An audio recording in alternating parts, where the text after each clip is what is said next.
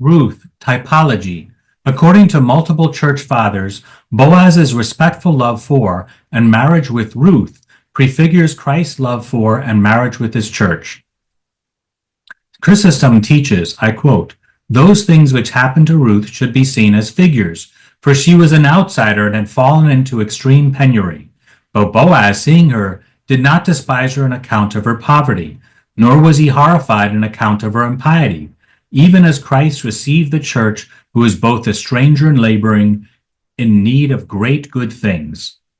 In the first case, Ruth becomes a member of the Israel of old by joining herself to Boaz in marriage, where the two become one flesh, Genesis 2:24. And the latter by their baptism into Christ's body. Christians are members of the new Israel.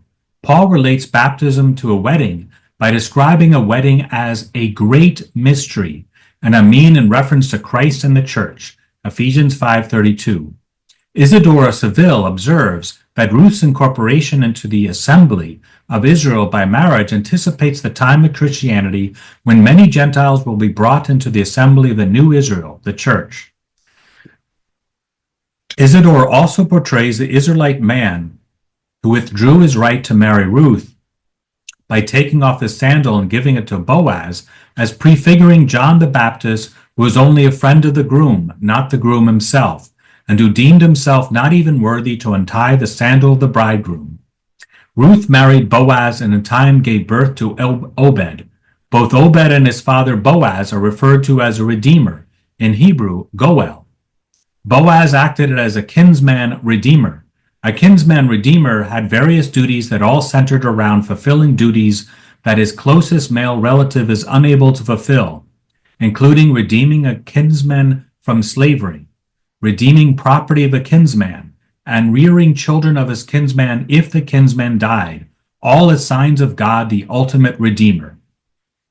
Boaz demonstrated protective loyalty to his family and kinsmen by redeeming property of Elimelech, Ruth 4:3, and by marrying Elimelech's widow Ruth.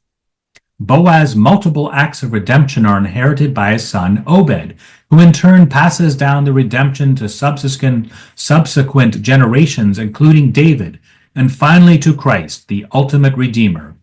Jesus visibly showed forth God as the divine Redeemer. As Redeemer, Christ fulfills all the previous ways of redemption. As John Paul II teaches, I quote, "His silences, his miracles, his gestures, his prayer, his love for people, his special affection for the little and the poor, his acceptance of the total sacrifice on the cross for the redemption of the world, and his resurrection are the actualization of his word and the fulfillment of revelation." Christ is the Redeemer in a similar but also different way than all the Redeemers of the Old Testament, especially when Redeemers were Redeemers of blood. One duty of the Redeemer was to be a Goel Hadam, an avenger of blood, Numbers 35:19. This duty was acquired if one of his kinsmen were killed by a person. As an avenger of blood, the Redeemer was to search out the killer and kill him.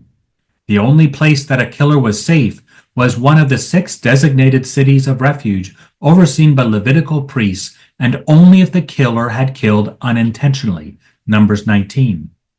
Christ transformed the role of the Redeemer of blood by offering his own blood to the Father for our salvation, for our redemption from sin and death, and writing on Christ as the unique Redeemer.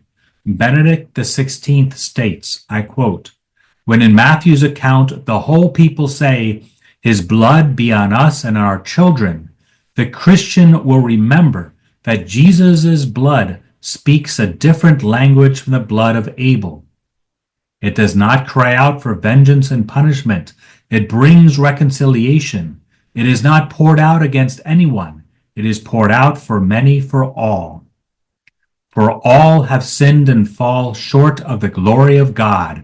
God put Jesus forward as an expiation by his blood, Romans 3:23 and 25.